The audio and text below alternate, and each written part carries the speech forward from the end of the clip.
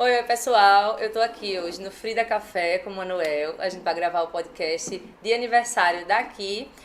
Estamos com o Daniel Oliveira, que é o proprietário do Frida Café aqui em Candeias e em Boa Viagem, e presidente da ASCAP aqui de Pernambuco. E a gente vai falar um pouquinho para vocês sobre os 5 passos, né, assim, essenciais para o café chegar de uma boa maneira, assim, chegar um bom café para o consumidor final. E no meio tempo os tributos incidentes sobre essas operações. Oi, eu sou a Natália Rocha. Eu sou o Manuel Clarins, pegue o seu café e vamos bater um papo sobre direito tributário. Tudo bom, Daniel? Tudo bem, tudo bom? Hoje é diferente, né? Normalmente eu começo apresentando o café, mas hoje eu tô no lugar onde aprendi sobre café com o meu primeiro professor sobre café. Então, o Daniel que vai falar um pouco sobre o café. A gente tem o costume de falar um pouco do café que tá na xícara, né? Hoje a gente tá tomando o café que foi o Daniel que preparou, então se quiser falar um pouquinho. Na verdade, assim, a gente aprende conversando, né?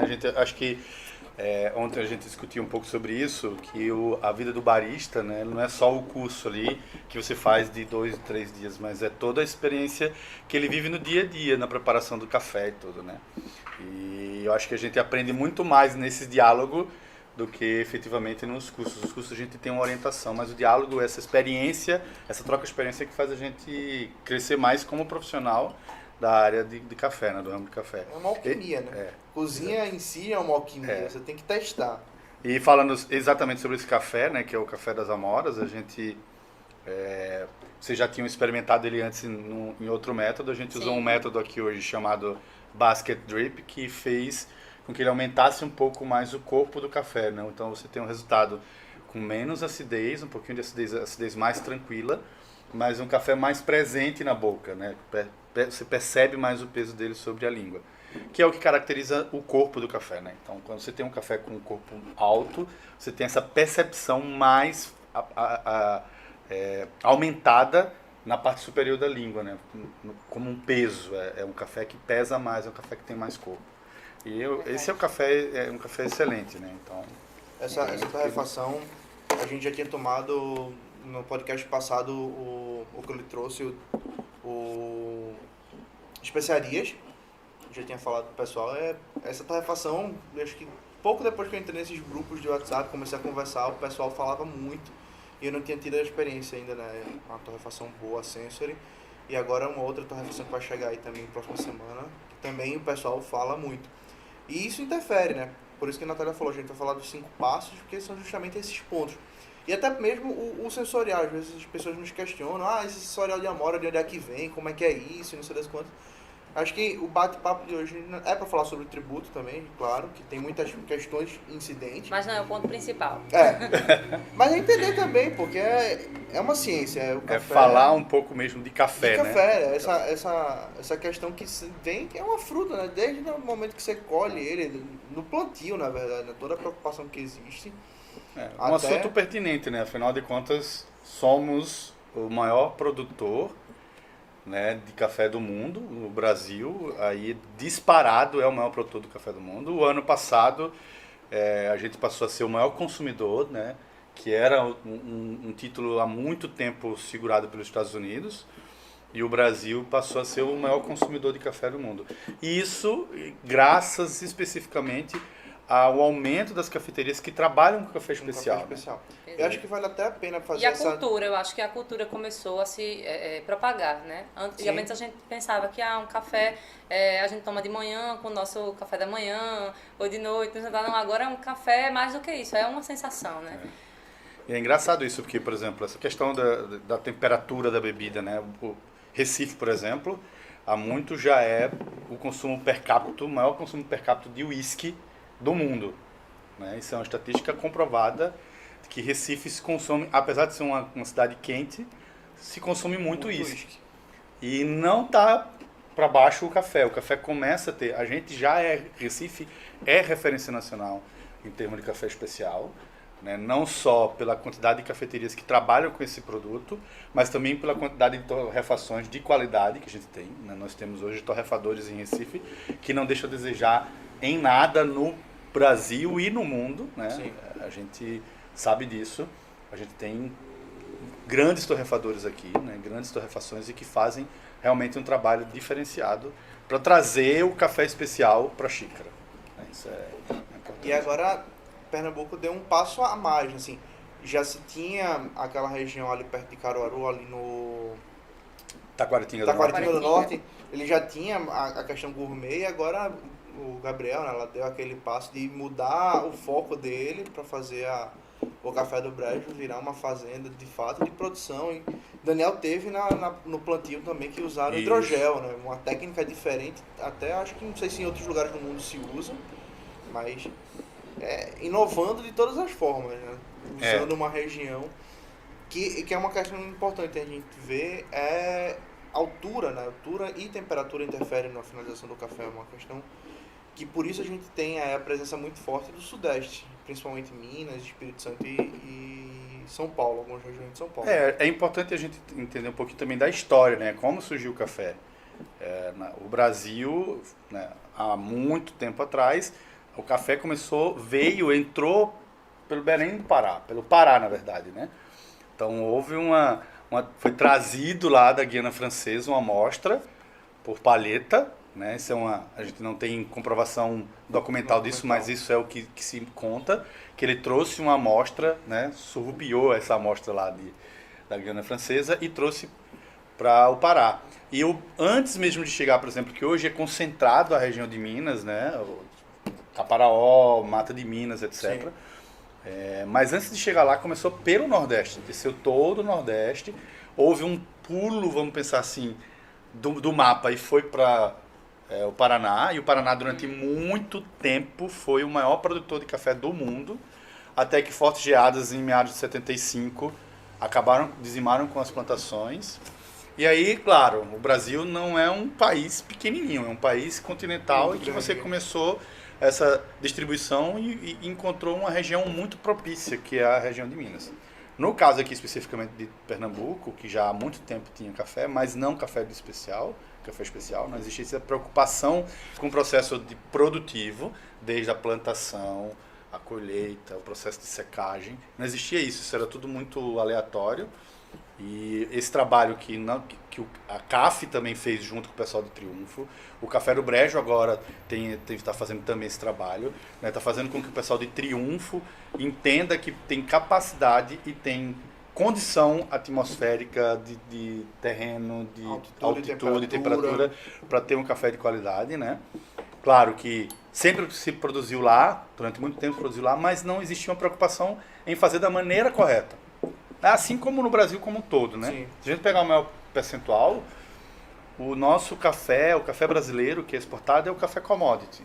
Então, é aquele café que é produzido em larga escala e é feito colheita automática, então tudo isso faz a diferença. Então, o café especial no Brasil, a gente pode dizer que começa a ter essa força maior de consumo interno, principalmente, de 6, 8 anos no máximo para cá.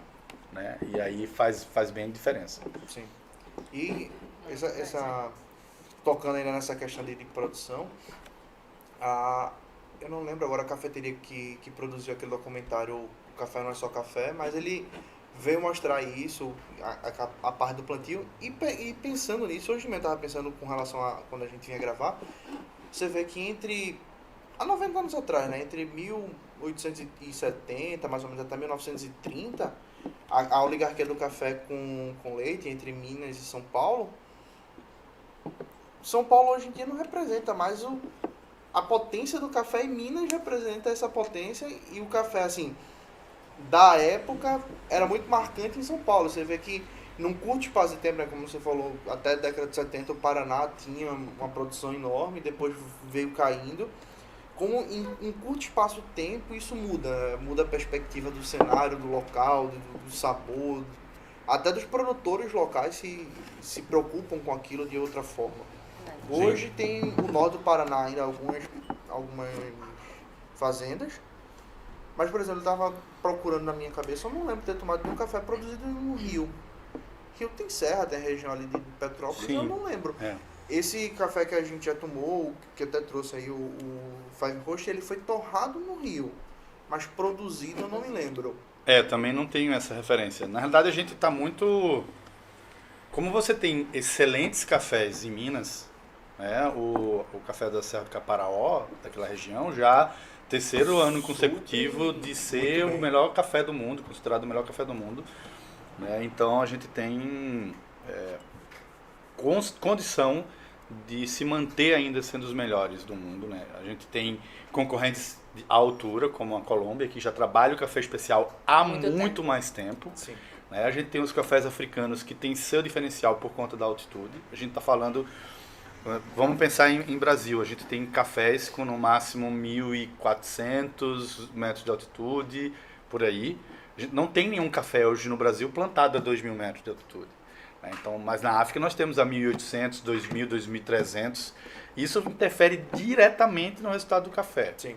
Diretamente no resultado do café. Enquanto a gente tem no Brasil uma reincidência, ou é sempre uma quantidade maior de cafés onde você vai ter sensoriais, de chocolate, de melaço, de noz, né? Você tem uma quantidade muito pequena que traz uma coisa floral e um frutado.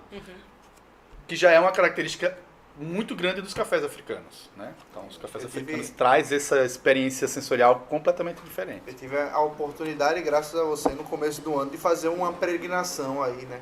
O Daniel teve em Portugal e em Londres, né? Isso. No começo do ano ele trouxe, acho que uns 13, 14 cafés diferentes.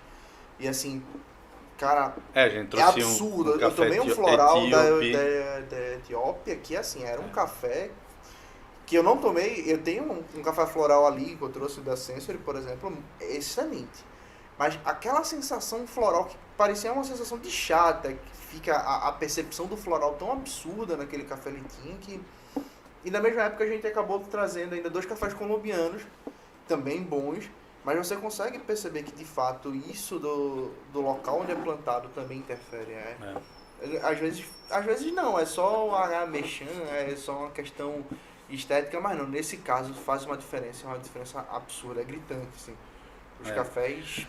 Uma coisa que é importante é que a gente entender que para a bebida chegar aqui, ele passa por vários pontos. A cadeia ali. de produção é enorme, né? E você pode ter excelentes cafés e quando chegar na xícara você tem um resultado ruim. Porque ele foi extraído errado. Né? A gente podia pensar que algum ponto da cadeia ali não funcionou da maneira correta, isso, né? Porque você tem todo o processo de plantação, né? Desde você ter uma parte de amostras, das plantas serem coerentes, se é uma variedade, se é um catuai, se é um geisha, qual a variedade, né? Se ele tem uma boa qualidade nesse processo produtivo.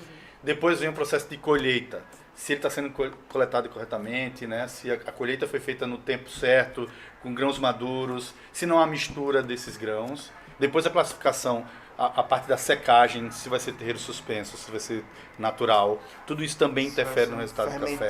Se é fermentado, se não é. Então tudo isso é um processo. Mas eu diria que todos eles são importantes. Sim. Todos eles são extremamente importantes. Pro resultado final. Mas 2 que são muito fortes é o processo de torra e é o processo de extração. Né? Você pode ter um processo de torra aqui que pode acabar com o café. Você pagou o melhor grão, você pagou a melhor safra, você pagou o melhor fruto, o melhor processo de secagem, o melhor processo de fermentação e na torra o cara estragou o café. Perdeu o café. E aí você pode também ter tudo isso Complicado. e você tem uma extração equivocada, que aí é a parte do barista. Mas eu particularmente entendo que o maior risco está na torrefação. Porque se você tiver um café extremamente bem torrado, café de qualidade, por mais que você extraia de forma inadequada, vamos pensar assim, você não vai conseguir estragar ele 100%. Entendi. Né? Não, eu errei a granulometria, eu errei o filtro. Eu estou simplesmente como aluna, realmente, porque, olha, Daniel, especializado, assim, café há muito tempo atrás, né? E Manuel, é porque agora eu tô confundindo.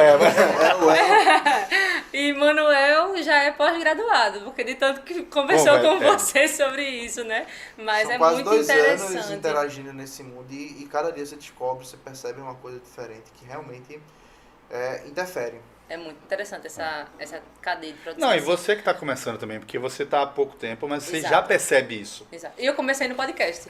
Você já começa a perceber isso. Quando você está tomando o mesmo café que você está tomando em casa. Sim, foi e já você tem que outras trouxe, percepções. e você estava fazendo lá no Coaves, a gente fez em outros métodos aqui, e você tem outra percepção. O café apesar de ser o mesmo café, o resultado sensorial é diferente, né? Então, também vai resultar isso. Quando eu digo e dou foco à torrefação, é que se você escolhe a granulometria errada ou coloca a quantidade de água diferente, tudo, você pode subtrair ou superextrair o café, Entendi. mas ele não vai ficar 100% ruim se ele tiver um processo de torra correto. Você vai poder equilibrar, melhorar a acidez, melhorar a doçura, melhorar o corpo aquele no processo de extração. Entendi. E aí, por isso que eu digo, ó, torrefação. Se você pega um café que ele foi torrado errado, a probabilidade de você conseguir extrair ele bom é muito pequena. Muito pequena. O barista tem que ter uma habilidade extraordinária para tentar reduzir, por exemplo, o risco de amargor. Porque depois que queimou, amargor é na certa. Esses pontos que você apresentou, né, acabou a gente pincelando os 5 pontos. Vamos tentar passar neles com Ô Manuel, devagar. Deixa eu fazer só uma pergunta aqui. Você acha que esse aumento de consumo aqui no mercado interno, isso se deu por causa da redução de alíquota do PIS e COFINS, ou realmente foi uma cultura que foi se enraizando, né? A gente foi aprendendo um pouco mais do café, ou mais questão cultural mesmo e não econômica? Então, com relação à tributação do PIS e COFINS, do café como um todo, até esses pontos que a gente está passando, ele interfere, porque a forma como você comprou, adquiriu o café, ele vai sofrer uma tributação diferente, a quantidade, a forma, o momento que ele foi comprado. Então, assim, existe uma redução da alíquota que foi zerada em 2014, se não me engano, que ajuda, coincidiu para o mercado interno, né? Coincidiu justamente com aqueles 6 anos atrás, onde se estava começando a especulação do café especial. Já se tinha, há um pouco mais tempo, acho que há uns 10 anos já se tem, acho que lá em Curitiba, isso começando com mais força, o café especial. Mas a expansão se dá justamente naquele momento. Então você tem tanto a expansão da ideia, da cultura, porque eu acho que é muito importante. Isso aqui que a gente está fazendo não é só tomar o café, mas entender o que é que está dentro da xícara, por onde ele passou. Você acaba que nutre um sentimento maior. E era justamente isso que eu ia tentar entrar agora na conversa. Você vê, o Brasil, ele tinha maior produção, mas não tinha maior consumo. Os Estados Unidos tinham maior consumo. Isso também ficou assim na minha cabeça, por quê, né? Por que isso aconteceu? E era uma outra coisa que eu estava pensando, não só nos Estados Unidos, mas outros países têm um consumo elevado, mas a qualidade do café, por exemplo, que se toma lá, por mais que você leve um grão brasileiro para lá, o grão, ele passou por uma torra provavelmente escura e ele é subtraído, ele faz um café de 1 litro para ficar tomando. Então, aquele café ele não tem, por exemplo, um dos métodos mais versáteis que a gente tem hoje de extração, pelo menos para mim, é a Aeropress. É um método americano que você consegue fazer com o mesmo café, diferenciar bastante o resultado, mas que na prática do dia a dia, assim, até em filme você não vê. Eu já vi em filme a Chemix, já vi a prensa. Prensa francesa tem muito, né? É mais comum, inclusive, em filmes, em séries. Filme apareceu uma Aeropress, que é um método americano. E o próprio método americano, ele tá ali para 200 ml de água.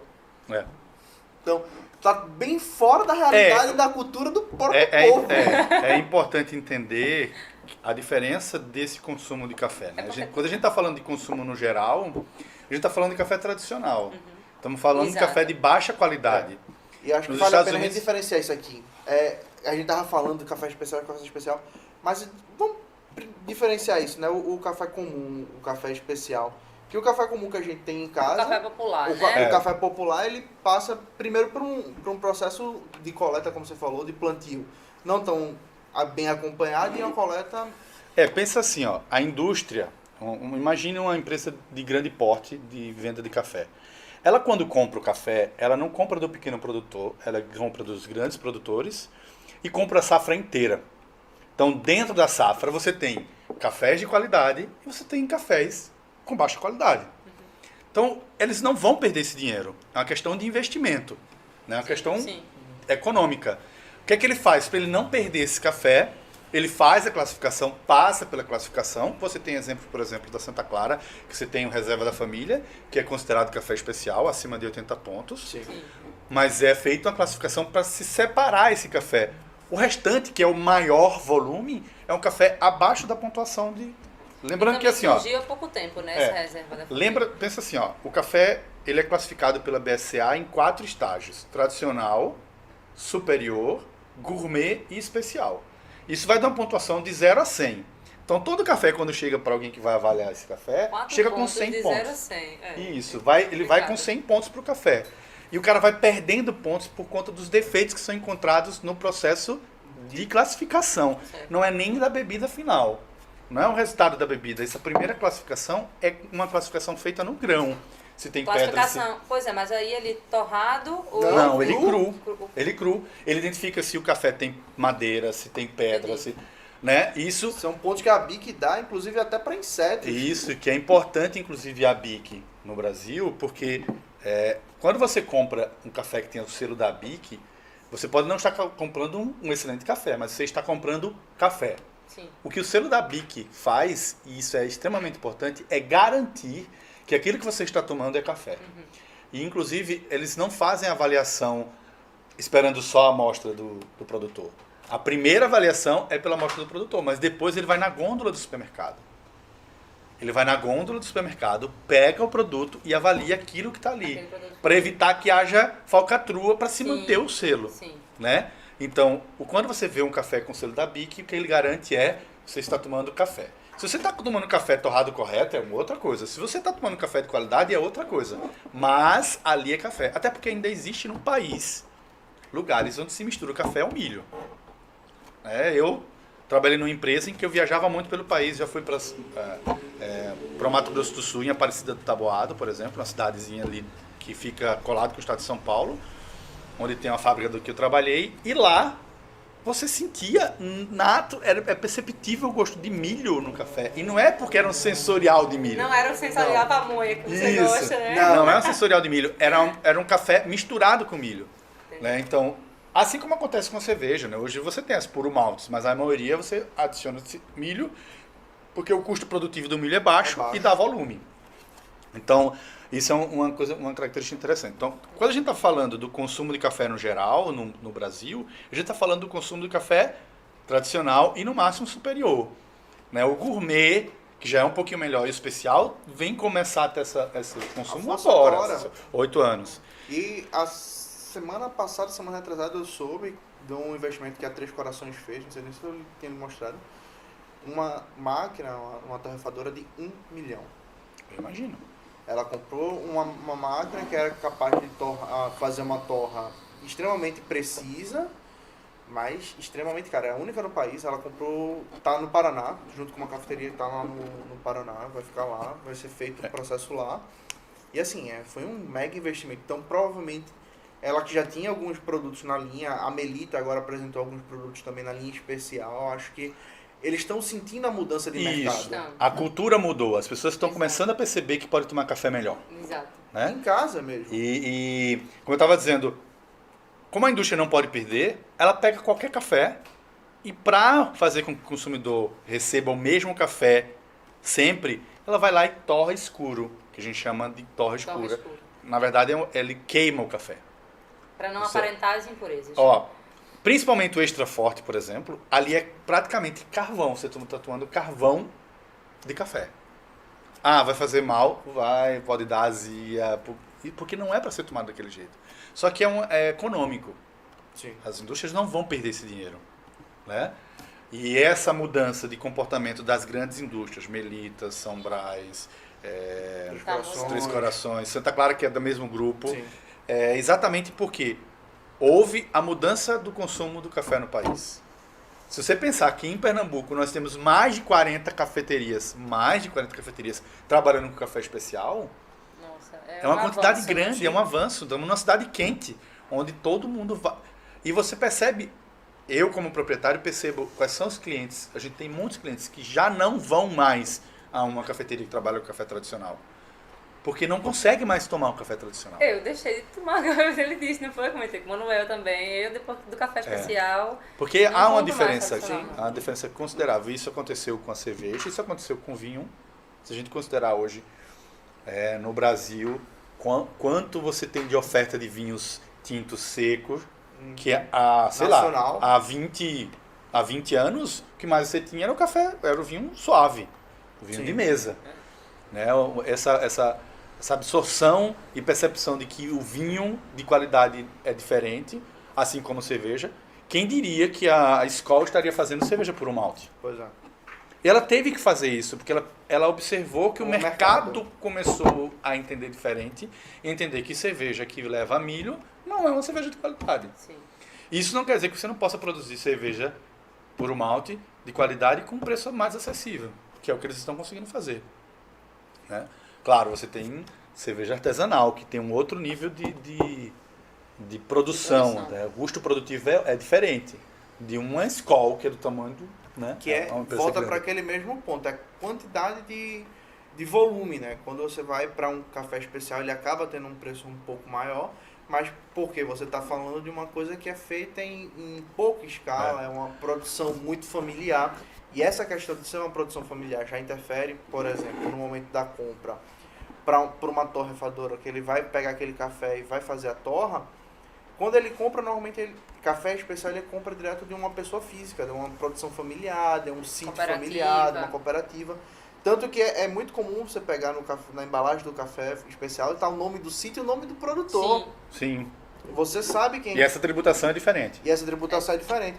Primeiro porque, se ele compra a torrefação, ele compra o café cru para uma pessoa física, quem vai pagar o fundo rural é quem está comprando, no caso a torrefação.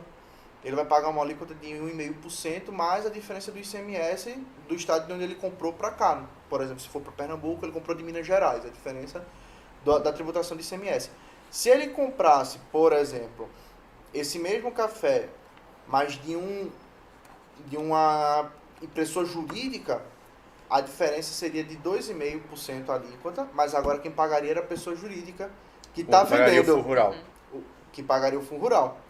Se fosse a pessoa física vendendo para fora, volta para um e-mail, mas é a pessoa física daqui, o produtor rural, que vai pagar. Então, a forma como que você compra, quem está comprando, interfere em quem vai pagar o tributo. A gente já tinha conversado isso em outros podcasts, na tributação de terceiros. Um exemplo, a tributação de ICMS, de retido na fonte, se não é... Aqui no café a gente acontece tratou sobre regime de muito, tributação muito, também, muito. e aqui o que mais incide é o método cumulativo, né? É. E o café, ele tem a isenção, né, a alíquota zero lá pro IPI, para o PIS e COFINS. Exato, para a alíquota interna, ou para para a venda interna, né? É. Então, tem uma tributação diferente. Por exemplo, se ele for comprado para o ICMS, se ele for comprado numa embalagem que possa ser comercializada, ele vai ser um tipo de cobrança.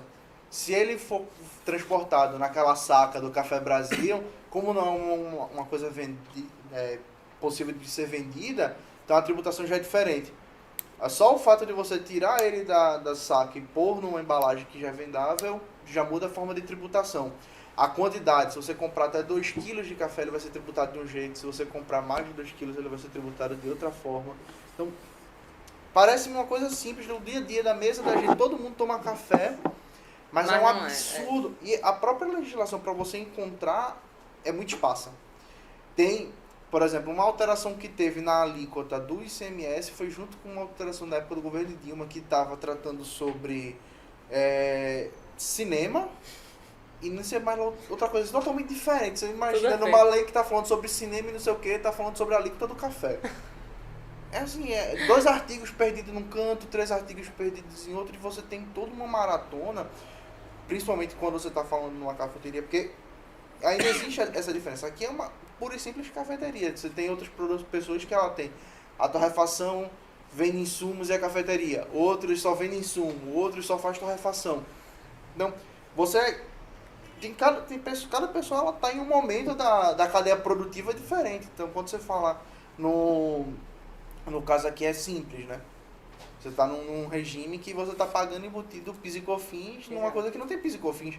Exato. Então a gente já tinha tratado anteriormente sobre isso também, sobre a necessidade de Segregação e dessas no alíquotas. caso como esse, pediu a restituição. Exato. Então, tudo isso tá embutido dentro de ramo de comida em si. Você sente muito café, mas você tem bebidas, água, você tem refrigerante, que também é a linha fria, que também é monofásico. E você com uma E bebida alcoólica também tem a diferença de tributação, né? Se você Também. tem... Bebida alcoólica, cerveja também entra como bebida fria, então ela também seria monofásica. Quem vende teria que ir atrás da restituição desses valores. Então, às vezes aquela questão a gente tinha conversado anteriormente. Escolher o que fazer, como escolher o que adotar, é muito importante. Eu estava conversando com o Fernando ontem, conversado. Eu não sei qual foi a ordem, se ele começou primeiro com a torra ou se foi primeiro com insumo. Eu conhecia Fernando ele tem a torra, né, tem a torrefação e vendia insumos. Recente ele abriu uma cafeteria. E aí eu questionei para ele qual foi o regime de tributação que ele adotou. Ele falou que fizeram um estudo, no caso concreto, porque como ele tem tanto a torrefação quanto o insumo, ele acaba que tem a necessidade de fazer a remessa da mercadoria para a cafeteria.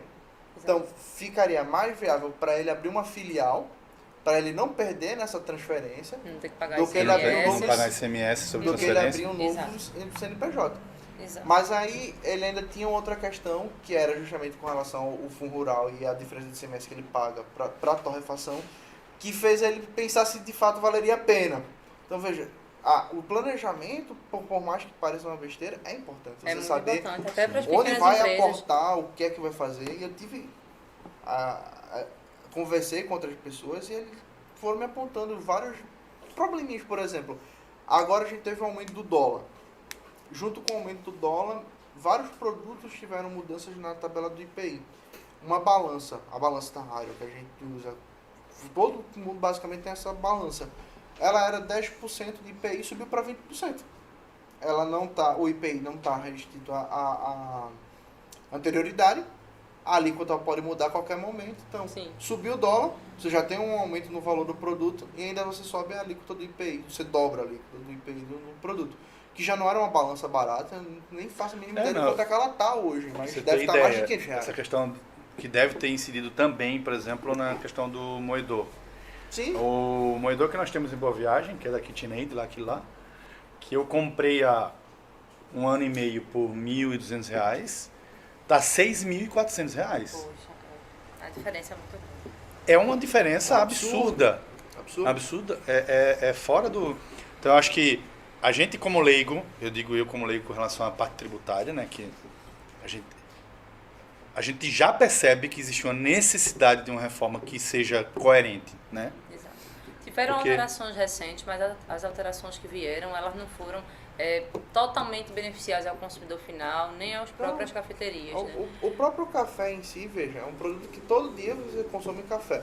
Não, é um produto da cesta básica. Exato. O arroz, não, é um Aqui produto em da cesta Pernambuco, básica. porque em São Paulo ele faz parte da cesta básica. O arroz não faz há. parte da cesta Não, básica? aqui Mas- não. Feijão sim, o arroz não. Como assim, gente? Eu gosto dessa... Esse eu fiquei... Não, agora eu tô surpreso, porque na minha cabeça... Então, Quer ficar mais mudamos a feliz? pauta. Quer ficar mais feliz? Salmão faz parte. Salmão faz parte. Mas assim, eles não consideram... Não. Mas Não, peraí, porque eles calma. consideram o peixe, certo? Mas só que não Tá. colocam. Mas vamos- É um item que pode ser colocado na cesta básica e que tem uma redução de impostos e de tributo suficiente para que aquele valor ali chegue às famílias populares, né? Para que o Ou produto seja, não chegue a estão todo mundo. efetivamente preocupados com eles. Não. Não, né? exato. Porque- Mas a cesta básica não é composta por salmão. Pois Eles é. não colocam propositalmente. Mas pensa assim, olha, o Brasil é um dos países com a maior costa e a gente consome menos peixe do que Exato. o Equador, por exemplo, né? É raríssimo. E porque o Peru, por exemplo, eu trabalhei 3 anos e meio na Netuno Pescados e a responsável pela produção era uma peruana ou equatoriana, alguma coisa assim, mas trabalhou muito tempo lá por aquela região, e lá você tem uma pesca profissional mais efetiva Sim. do que o Brasil. Então não é primeiro que eu acho que não é um consumo comum do brasileiro, porque não é barato. Gente. Mas ele, por mais que ele não seja barato, ele sofre incentivo. Pois é. O incentivo dele é maior do que o incentivo Mas do aí o que arroz. acontece? Vem o ente público e dá um incentivo, e vem uma pessoa jurídica, um E industrial. aproveita desse incentivo para aproveita- transformar em renda. Exatamente. Para se transformar em imagem. Exato. Porque você imaginar que 1 quilo de, sei lá, de tilápia, quilo de filé de tilápia é quase 50 mil reais, 50 mil reais, ó. 50 reais é um absurdo. Então, e aí eu tô agora pasmo, assim. Não, A tilápia tá, o arroz não faz parte. Não. O arroz não faz parte da... E é por isso que a gente passou agora por esse momento. Eu mandei para Manuel essa esse- semana aqui a lista de itens aqui De em itens. Pernambuco. Eu vou... Esse momento que a gente passou, se falou muito com relação ao aumento do preço do arroz, mas é um resultado de político. Assim, os produtores de arroz, pelo fato de não ter esse incentivo político, eles muitas vezes preferem exportar. Exato. A demanda no mundo estava alta, Sim. o consumo estava precisando, o dólar R$6. Alto. E assim, independe. Eu até fiz uma publicação no blog que a gente também tem, há uns 2, 3 Tributário Sem semanas atrás, Fronteiras. no Tributário Sem Fronteiras, tratando sobre isso. Tanto o Guido Mantega, na época de Dilma, no final do governo Lula, não lembro agora em qual foi o momento exato, ele falou, quanto o Paulo Guedes falou há 2, 3 meses atrás, a mesma frase. Não, para o Brasil, o bom é que o dólar esteja alto. Ponto. Porque a gente tem ainda uma agricultura maior do que a indústria, Sim. e se os agricultores exportam em dólar, eles vão ganhar mais. Exato. Então, a mentalidade do Brasil é uma mentalidade É pecuária. exportação. Ainda falta efetivamente entender que existe um consumo interno que pode ser explorado de forma diferente. Exatamente. E benéfico também, porque existem muitos benefícios internos também. Não Engraçado no como caso a gente do fala de tributo, a gente estava falando sobre café. Quando a gente fala de tributo, a gente consegue facilmente um link com qualquer outra coisa aqui, né? Se a gente for esticar aqui, vamos falar de carro e observar Sim, que é tudo absurdo. que né? tudo é um absurdo, mas é interessante Verdade. isso. É surpresa saber que... Depois tu dá uma olhadinha, saber Daniel, que... nos itens. Gente do céu, realmente... Depois, quem tiver interessado em olhar os itens aqui de Pernambuco, vocês vão ver que não tem nada a ver com os itens que vêm em cesta básica para as famílias assim, mais populares, né? Porque a Sim. gente sabe que a gente não... normalmente a classe média não consome a cesta básica em si, assim. Não é goma de mandioca, fubá, feijão, peixe, sardinha. Nem peixe vem, né? Então... É absurdo saber que a gente tem um incentivo para isso e não é utilizado. E vamos retomar aquele ponto justamente do café. Em relação ao Com café, falar relação ao agora. mundo, que é como o Daniel estava falando, nos Estados Unidos a gente tinha aquele consumo elevado de um café subtraído. E aí você tem a cultura da Starbucks muito forte nos Estados Unidos e da produção. Aqui no Brasil, acho que a marca italiana que vem muito forte é a Illy, que mostra bem essa característica. A Itália é um povo... Eu tenho sangue italiano, eu posso falar à vontade disso. A gente tem eu sinto isso no meu paladar, é incrível. A necessidade de gostos fortes, amargos ou intensos, assim. O italiano, se você pegar o café italiano, ele é extremamente amargo. Ele usa aquela torra alta, escura, até não poder mais. Ele pode fazer uma plantação do café especial da melhor forma. Perfeita, né? Mas ele mete uma torra escura no café, que é 100% arábica, é um café extremamente de qualidade, é um café que tem altitude, que tem temperatura, que tem ambiente. É cultural, né? Nesse caso, a gente pode deixar bem claro que isso é É cultural. uma cultura. Né? E tanto que se você vai pegar as outras coisas na Itália, são de sabores presentes. Você pega um charuto comum italiano da Toscana, da região da Toscana, o Toscanito. Primeiro que ele é feio. Se você ver a foto do negócio, você não quer nem ver ele na sua frente, porque ele parece estranho. E depois o consumo dele, ele é feito para você partir ao meio e consumir 2 pessoas. O italiano gosta de estar conversando com outra pessoa, então ele pensa sempre assim, dividir. em fazer tudo muita quantidade e dividir. E o sabor dele é extremamente forte.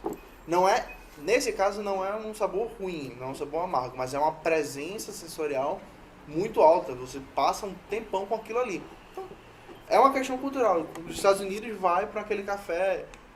Café ruim, gente. Ruim.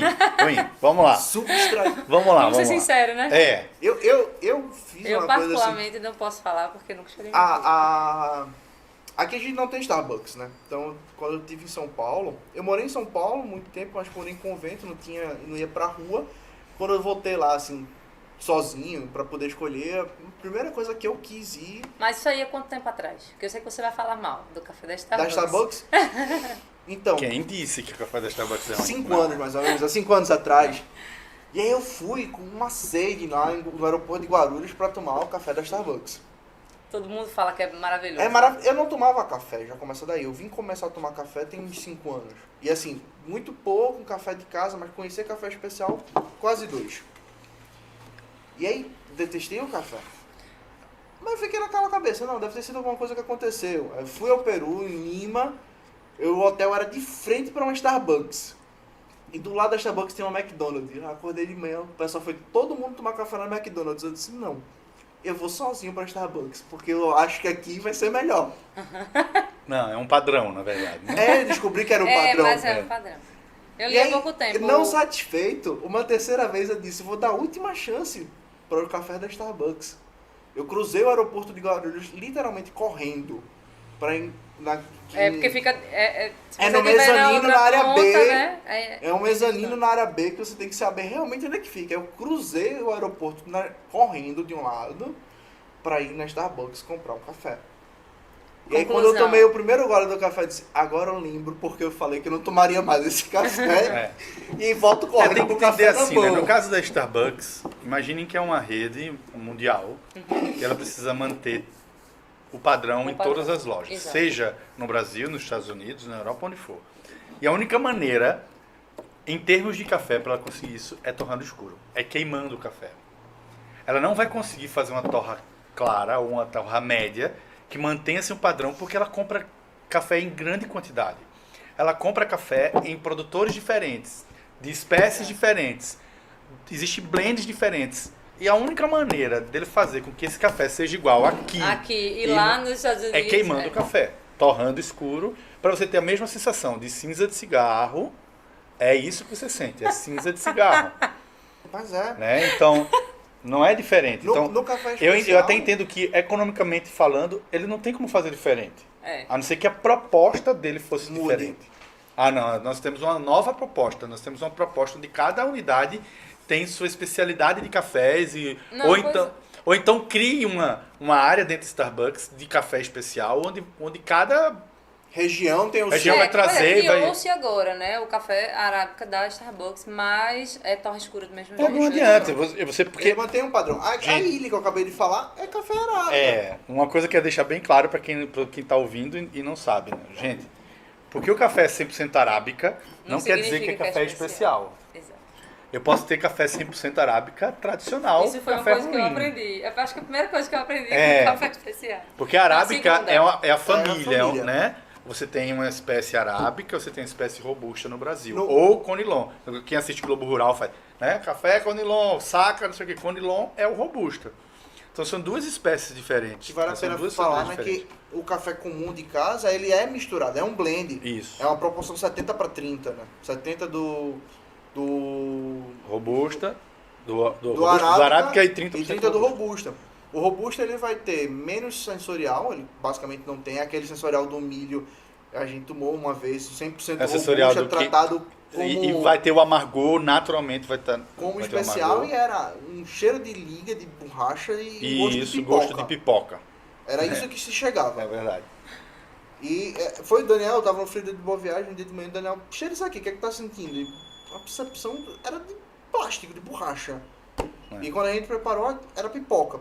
E era um 100% conilon tratado como especial. Então a mistura que você tem aí, o conilon ele vai ter 4 vezes mais de teor de cafeína. Então é aquela ideia de despertar, realmente vem daí.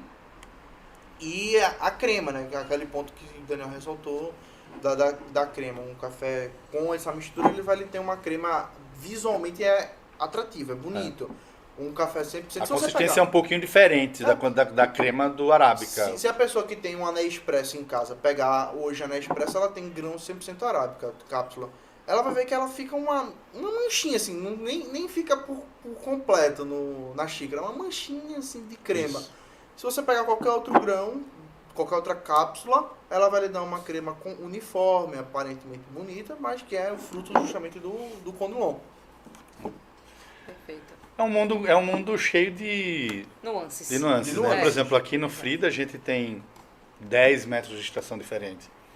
E se a gente for a fundo, a gente consegue, por exemplo, fazer mais de 100 cafés diferentes. Se a gente tem 8 grãos diferentes e tem 10 métodos, e cada método você pode fazer um café diferente. Exato, se você... dizer agora. Um café só, né? Um saco de café eu trago aqui para você e eu posso sentir... experiências sensoriais 10, 12, com vários métodos. Isso, exatamente. E aquela ideia proporção que você tem também, né, Daniel? Isso. Do sommelier de vinho, existe isso para o café especial, que é grade, é o sujeito que vai ali, que não vai beber o café, né? Ele vai ter a veludar, o paladar e identificar as sensoriais do café. E se você puder falar um pouquinho dessa questão do sensorial, porque... esse foi a moda. É engraçado isso. A gente sempre chega cliente aqui, né? E a gente tem, no Frida sempre tem no mínimo 3 sensoriais diferentes para servir para o cliente. E a gente sempre deixa claro, é importante dizer isso, olha. Chegou uma cliente e perguntou assim, mas esse café, você está me dizendo que é um café frutado, você tem fruta, você colocou fruta dentro do café? Não. Né? Existem cafés que tiveram intervenção química, né? Você tem um café com avelã, mas você observa lá no rótulo daqueles cafezinhos de cápsula que foi uma aromatizado. Ele é aromatizado, ele foi intencional, é intencional aquilo ali. É diferente dos sensores, né? Você consegue percepção sensorial de determinado sabor. O que é que faz você conseguir começar a perceber melhor? Primeiro que a gente deixa de usar o açúcar. O açúcar é quem mascara o resultado do café. Você consegue tomar, a maioria das pessoas consegue tomar café tradicional, mas porque tem açúcar. Exato. Porque senão é amargo demais. Então o açúcar esconde isso. Quando a gente tira o açúcar, a gente começa a perceber as nuances que o café traz. E aí... O gosto do café, né? Qual é o gosto do café? Qual é o gosto do café? Eu vi um comentário no YouTube não, na Netflix, sobre o café. Assim, que ele fala que muitas coisas quase não falam de café, mas eu adorei uma frasezinha do documentário. Numa região justamente, acho que da Sicília, não lembro agora se foi na Toscana, eu acho. Que o Papa Francisco foi em 2005, e aí ele foi tomar café numa cafeteria, fecharam a cafeteria pra ele, e aí o sujeito chegou pra ele assim, olha, não queria minha santidade, assim, interferir no café da manhã do senhor, mas tenta tomar esse café sem açúcar. E aí ele falou que no final da história, quando o Papa tava saindo, assim, ele tava na porta já, ele voltou e disse, olha, com relação ao café você estava certo. Ficou mais interessante. Isso a gente consegue quando você muda o seu hábito, né? E essa percepção de sensores, nem todo mundo tem habilidade para isso, tem a facilidade para isso. Você consegue perceber quando o café realmente tem uma diferença muito grande, né? Na roda de sensores, por exemplo, você tem na camada de frutados, tem toda uma abertura de uma fruta amarela, fruta vermelha, se é siriguela, cada fruta e cada percepção depende da sua experiência sensorial. Por exemplo, eu nunca posso dizer que esse café, sei lá, tem gosto de pitanga, se eu não sei o gosto de pitanga. Sim. Porque eu nunca experimentei pitanga. Aconteceu isso um dia desse, quando a gente experimentou blueberry, eu acho. Isso. Foi lixia, blueberry, alguma coisa assim. E veio uma aqui para mirtilo. Eu disse, que danado é mirtilo. Então, se você não tem essa experiência, você não vai poder... Assim como é difícil, por exemplo, dizer, olha, eita, rapaz, isso aqui lembra um bucajá. Nos Estados Unidos não sabe o que é um bucajá. É verdade. Nos Estados Unidos, então, a roda de sensores que foi definida pela SCA, ela é um padrão para o mundo inteiro, onde são frutas conhecidas na maioria dos lugares. Mas isso é uma percepção sensorial de cada um. Isso é treinamento, é paladar. Existem pessoas que têm mais facilidade e pessoas que têm menos facilidade. Né? Existe, por exemplo, a língua do ser humano tem pessoas que têm mais papilas degustativas, outros menos papilas degustativas. E isso também interfere. Se você tem muita papila degustativa, você não vai ser um excelente perceptor de sensores, porque vai confundir sua cabeça. Entendi. Você vai receber muita informação Muita sensorial ao mesmo tempo. Se você tem pouca papila, também é ruim, porque você vai estar muito limitado aos O padrões de Extremos. salgados, Sim. de salgado, doce, né, amargo, e a percepção de variação sensorial. Então tudo isso interfere, mas a experiência faz com que você consiga. E como é que a gente faz aqui para o nosso cliente, por exemplo? A gente não pode chegar para ele para dizer, olha, um cara que não tem experiência, dizer, isso aqui você vai sentir notas de cajá e... Porque é um... Acidez, Não, média. olha, vai lembrar fruta. Fruta é uma coisa fácil de perceber. Um frutado. Ou dizer só, você não percebe que tem uma coisa mais achocolatada, né? Até porque eu acho que é importante, eu acho que sou um dos que fala muito isso no mundo de cafeterias aqui, é que o mais importante para o cliente, para quem está tomando café, e eu percebo, e eu quero passar isso para o cliente, o café que você está tomando é agradável, é legal para o seu paladar, é bom para o seu paladar. A percepção de que vem depois é uma questão de costume. Sim. Mas é importante que o café que eu esteja entregando para o cliente seja um café equilibrado. Até por conta daquilo que a gente estava falando antes. Você pode ter a mesma fazenda no mesmo lugar num ano, ele dá uma safra de um jeito, do outro já não dá. Já não é a mesma coisa. A gente está falando de uma fruta que tem interferência total de clima, de tudo, e de todo esse processo que a gente falou. Do processo de plantação, da colheita, da secagem, da torrefação. É que se um sai do que aconteceu no ano anterior... O plantio vai interferir muito sai nesse do sensorial, padrão. né? Mas a própria secagem também interfere. Também interfere, porque O se método que você se usar... vai ser um honey, se vai ser um CD, que a gente chama, que é a cereja descascada, se é secagem em terreno batido, se é secagem em terreno suspenso, tudo isso vai A gente interferir. podia passar o dia falando de café aqui. Não, mas tem muita coisa. Tem uma torrefação aqui no Brasil, a Frank, que ele coloca em barris de bebida. Barris de tequila, barris de vinho. Ele deixa um processo de fermentação, mas aí nesse caso ele tem interferência externa. Isso, é um processo de fermentação induzida, né?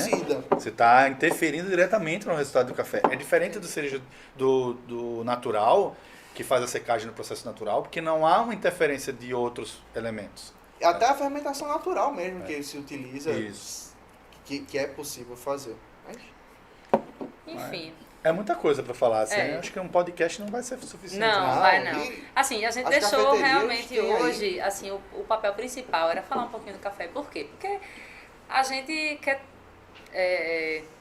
trazer essa cultura do café especial. Eu conheci com podcast, né? Manuel conhece há pouco tempo. E assim, é uma coisa que a gente gosta muito de falar sobre, de experimentar cafés de diferentes sensoriais, diferentes sabores, enfim.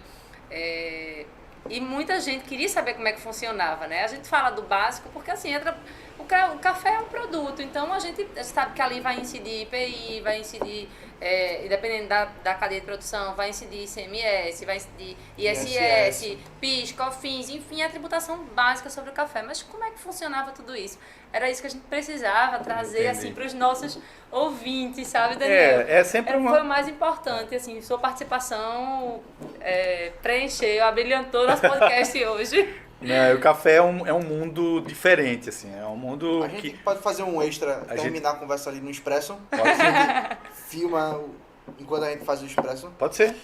Eu quis vir pra cá, na verdade, só pra trazer uma história que o Daniel passou no começo do ano com relação à máquina de café, né? Isso. A gente fez um processo de locação, né? E foi emitida a nota fiscal de remessa de locação. E mesmo assim o governo do estado estava cobrando diferença de alíquota. E ficou preso lá como... Chegou a máquina foi instalada, mas ainda continua lá pendente como se eu tivesse que pagar a diferença de alíquotas. Mas é um processo de locação. E locação não tem imposto. Exato, Isso. você não comprou a máquina, né? Entendi. É complicado. Por muito pouco, não perdeu a inscrição no Simples. Mas precisou apresentar contrato, precisou apresentar... E aí tinha uma diferença no contrato, no número da... Tinha um erro no contrato, na verdade. Entendi. No número do endereço, e por conta disso, o governo simplesmente disse que não ia ter que pagar. E até hoje não foi resolvido. Até hoje não foi resolvido. Que maravilha. Tá em Continua outubro, lá pendente. Tá em outubro.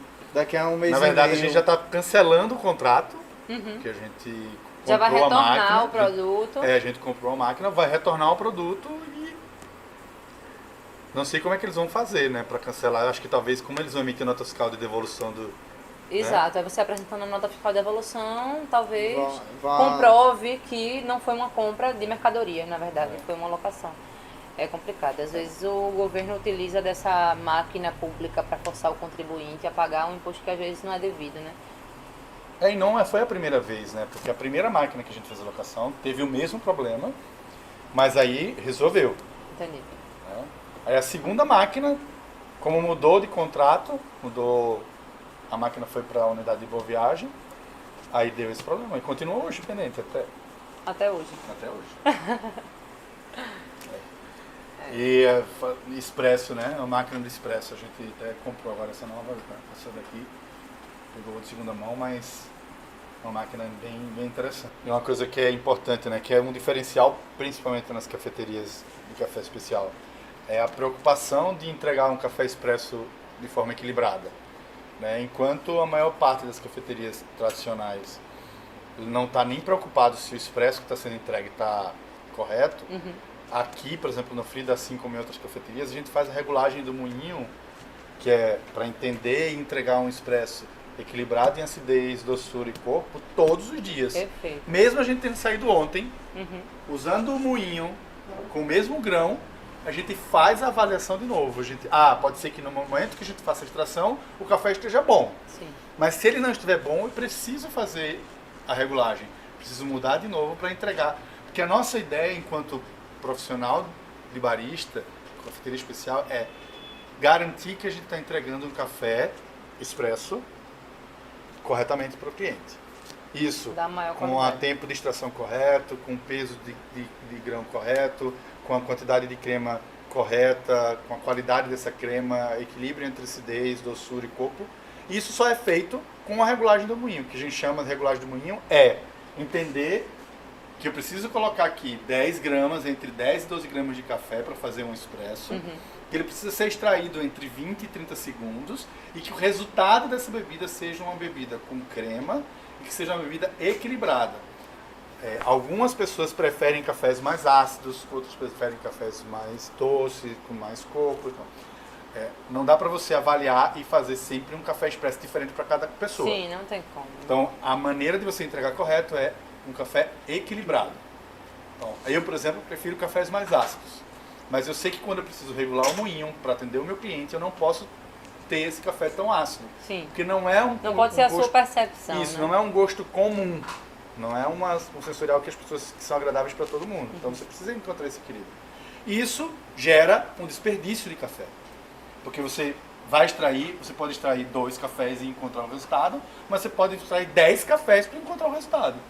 Isso é um café que você joga fora, vamos pensar assim, né? Entendi.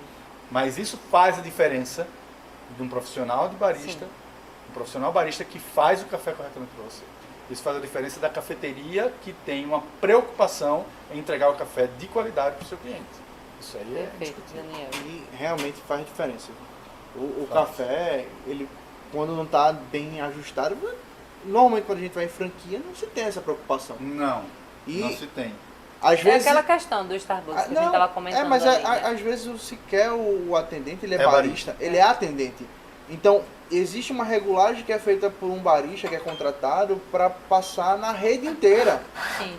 Então ele vai o quê? 2, 3 vezes no mês naquela cafeteria fazer uma regulagem. Coisa que na prática aqui, você vê, como o Daniel falou, é uma coisa que é feita diária, uma preocupação, e isso Sim. entrega um resultado final diferente também. Então eu vou fazer uma regulagem aqui, por exemplo, para um café. O que é que você tá único fazendo aí? café. Porque eu preciso encontrar um resultado final de extração entre 20 e 30 segundos Certo. e que me traga um resultado sensorial e um café adequado. Então, Vamos normalmente, quando você faz a vamos regulagem do podcast. moinho, você faz ele com um café transparente. Com um Com copo transparente. Porque o copo vai conseguir você mostrar a percepção do tamanho da crema, se ele está sendo extraído correto, né? Normalmente, a regulagem do moinho é feita com um copo transparente, para poder você ver isso. Depois você vai servir com uma xícara normal, né?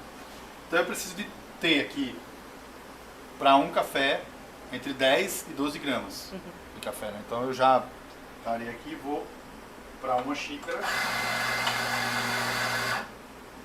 e vejo se ele está me dando 10 a 12 gramas. Tem 13 gramas. Tem 1 grama a mais. O que eu vou fazer é então colocar apenas 12 gramas, no máximo 12 gramas. E eu vou tirar daqui e aí depois eu regulo ali o tempo para diminuir. Sim. Para ele me trazer 12 gramas. Eu quero só saber se 12 gramas, na granulometria que está aqui, vai me trazer um café bom.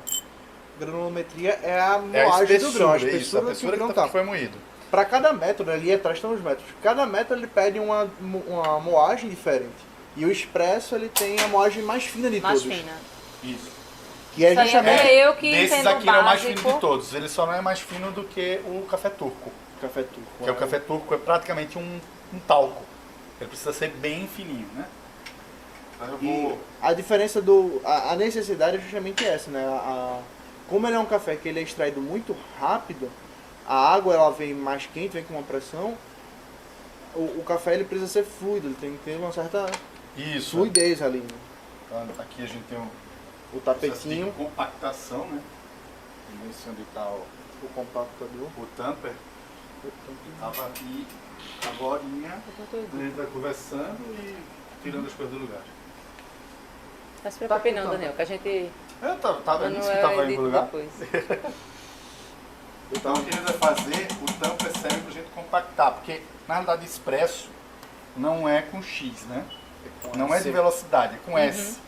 É porque a água passa sob pressão, né? Está espremendo o café e aí a gente vai ter uma ideia, a gente vai marcar o tempo e esse café precisa ser extraído entre 20 e 30 segundos. Ele está numa velocidade tranquila. Foi a primeira moagem, pode estar misturado ainda com um pouquinho que tinha lá do outro grão. Mas você já observa que ele precisaria de um pouco mais de crema. 25 segundos, ele vai terminar. Aqui já dá 40 ml. Então ele está dentro do tempo, 26 segundos. Mas você observa que a crema, ela não é persistente, né? Ela deveria ter um pouquinho mais de espessura. E quando você mexe assim, ela deveria voltar. Ela até tá voltando, ela até tá elástica, tá vendo? Tá. Ela fechou de novo, mas ela tá pouca crema. Esse primeiro café, a gente experimenta, tá completamente subtraído. Apesar de estar dentro da velocidade, ele tá sem corpo. Certo. Eu vou fazer o próximo para vocês experimentarem, tá? Tá. Só para eu pegar ali o que é que eu vou fazer? Eu vou, para tentar fazer ele passar um pouquinho mais de tempo, chegar nos 30 segundos, eu vou deixar ele um pouquinho mais fino.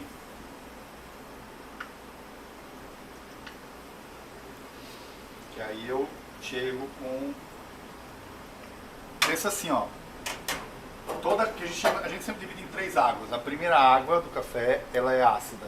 A segunda, ele traz doçura. E a terceira É o equilíbrio. é o amargor. É um né? amargor não bom. O não bom.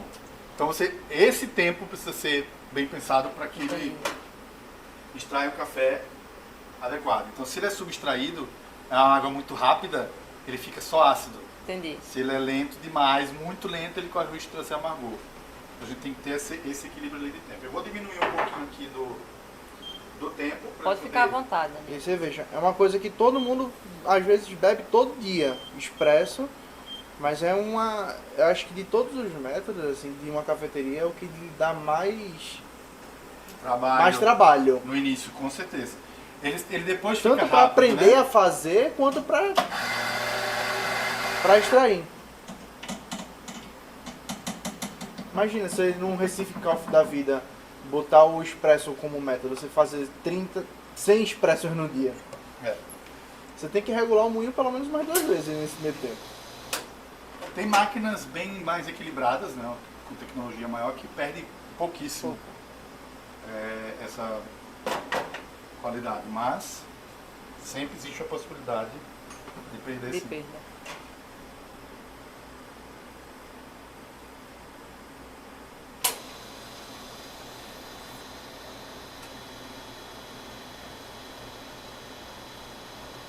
Tá aparentemente mais lenta dessa vez. A ideia é essa, é ser mais lento.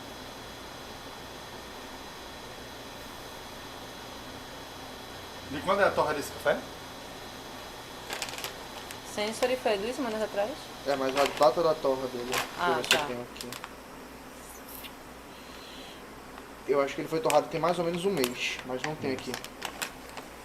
Ele tem realmente pouca crema. Teríamos que fazer mais regulagem ali. Pode e experimentar, gastar Manuel. todo o Você... teu café. Mas já tem mais crema. Já tem mais crema. Ele saiu em 28 segundos. Talvez se eu der um pouquinho mais de volume de café mesmo. Deixa eu ver uma coisa aqui. Eu tenho o mesmo problema de Daniel. Eu gosto do café ácido. Então a acidez que ele tá é uma acidez interessante. Mas, pra quem não gosta, iria reclamar bonito. Deixa eu dar uma olhada aqui. Eu fiz o seguinte, eu botei os 13 gramas ao invés de 12. Pra ver como é que ele se comporta. Acaba sendo um teste sempre, né, Sempre. Daniel? É uma ciência. E Na a verdade, pergunta de Daniel é pertinentíssima. Você tem que experimentar. Sim. Não adianta você achar que vai conseguir fazer um café bom sem experimentar. Sem experimentar. Não tem. A- Quando eu fiz o curso de barista, tinha uma menina que estava fazendo o curso que não gostava de café. Disse, minha querida, é difícil. É complicado mesmo. Porque como é que você vai regular um moinho se você não experimentar o café? Como é que você vai ter certeza de que o café está extraído correto? É mesmo, assim, acredito eu que seja a mesma coisa da culinária, né? Porque quando você está cozinhando, para você saber o ponto do sal, para você saber o ponto de um molho, para você saber... Você tem que experimentar, não tem como. Antigamente eu dizia, quando eu não cozinhava, eu dizia pra minha mãe, mas eu não quero experimentar. E ela achava isso um absurdo, porque ela dizia, como é que um dia você vai cozinhar se você não experimentar a comida que você está fazendo? Né? Não tem como. E hoje em dia eu realmente fiz ele percebo passar um que... pouquinho mais de tempo, está saindo exatamente para os 30 segundos. Mas esse café realmente está com pouca crema. Pouca crema. Acontece isso, você ter um café com pouca crema. Prova ele. Sempre que vai experimentar um expresso, tem que mexer. Você não mexeu.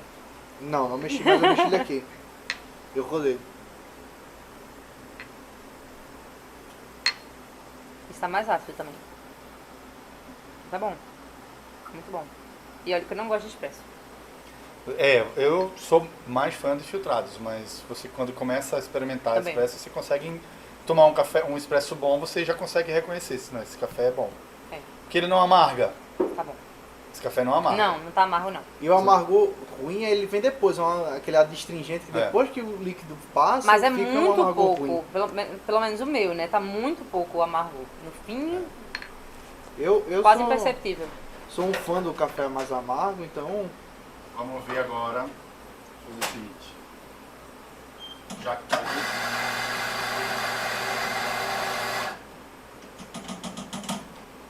uma pergunta que o Daniel fez que talvez tenha passado meio batido para quem não está acostumado, mas a torra, o período de torra influencia quanto tempo o café. Sim. Ele não pode ser um café muito novinho, Nem muito velho. nem muito velho. Entendi. Um café Muito novo, você tem muitos gases, né? Você vai ter uma acidez mais presente, você vai ter... E isso faz com que no expresso você perca a qualidade da crema e tal. O ideal é que o café para expresso ele tenha um tempo de... torrei hoje, coloquei ele amanhã no expresso, não vai ser uma boa ideia. Entendi. Ele precisa estar descansado um pouco mais de tempo, né? Uma semana e meia.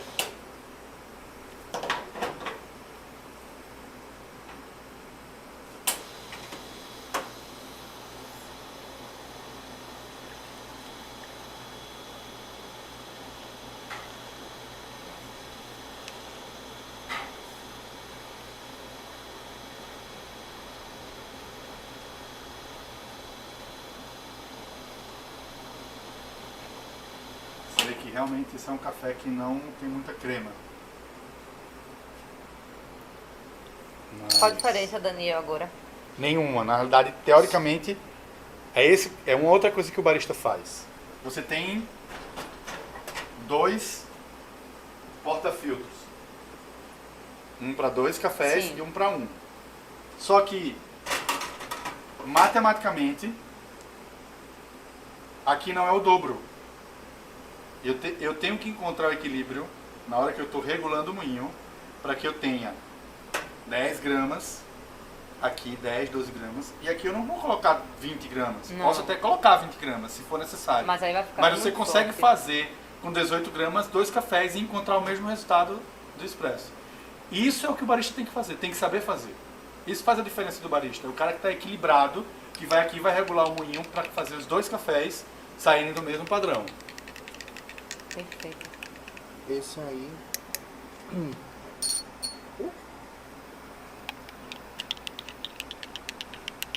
Esse já foi a segunda regulagem, né? Foi. Bem mais doce do que esse que eu tomei. Isso, tá já menos ácido. Esse aqui já poderia ser vendado, assim. Já estaria num ponto que não precisaria regular, pelo menos A crema é uma característica talvez do café que tem pouco do grão. Tem a pouca crema. Eu ainda acho que eu gostei mais do que veio primeiro pra mim. Isso. Porque eu achei a acidez desse maior. Tu achou mais doce? Vamos ver. Achei. Olha, esse café é bom, hein? Muito Tá bom. Muito bom. Qual é o Avelã. avelã? Esse Não, tá mais doce. Tá mais tá doce. mais doce. Esse E você sente avelã. a Sensory fez pra expresso. Caramba. Eles recomendaram ele pra expresso. Eu comprei mesmo sem ter máquina de expresso. Você sentia, mas a recomendação dele era expresso. Muito bom. Bom, é isso. Acho que é isso. É isso, a gente termina aqui com o nosso cafezinho. O podcast de hoje. E só pra terminar, o nosso primeiro podcast eu comecei tomando expresso. Verdade. Foi um colombiano da Nespresso e a gente vai terminar o nosso comemorativo no expresso. No expresso. Que não é um método que normalmente eu tomo, então Verdade, é isso, ficou pessoal. interessante. Obrigada por terem ficado até aqui. Hoje a gente fez um formato diferente, E tanto tem que olhar na cafeteria, tanto na cafeteria como no vídeo. Então, espero que tenham gostado e até o próximo podcast. Vou aproveitar só para agradecer também a algumas pessoas, Alexandre do Coffee Bar, o Fernando da Versado Nos ajudou. e João Vanderlei da BCE Consultoria Contábil. Foram pessoas que passaram conhecimentos que foram importantes para que a gente pudesse estudar as questões da tributação e entender um pouco das dificuldades e das realidades do torreador, do produtor, do vendedor de insumos e da própria cafeteria E da com o Daniel. cafeteria. Então, agradecer também a Exato. Daniel. Obrigada. tudo. Eu que agradeço. Eu acho que a gente só ganha, todo mundo ganha com isso, né? É conhecimento, não só conhecimento com relação ao café, conhecimento com relação à área tributária, né? Acho que se a gente tem a ajuda de pessoas que entendem e que podem orientar de alguma forma, né? Claro que a gente teve a surpresa de que o arroz não está na E que o cesta salmão básica está, e que né? o salmão está. Não né? vai sair nunca da cabeça. Quem está ganhando com isso são os sushi, né? Pois é. Os restaurantes de comida japonesa que ganham Que ganham. esse Verdade. incentivo aí. E também, antes que termine, eu queria fazer um agradecimento final ao pessoal que está acompanhando a gente, que essa semana a gente chegou aos 1000 players de visualizações, então Parabéns, Verdade. parabéns. agradecer também a todo mundo que está aí. E comemorem com obrigada. café, quem está aqui em Recife, Daniel, que tem as 2 unidades dele, podem me comemorar aqui, que o café é bom e é garantido. Obrigado Obrigada, mesmo, pessoal. pessoal. Obrigado. Obrigada, Daniel.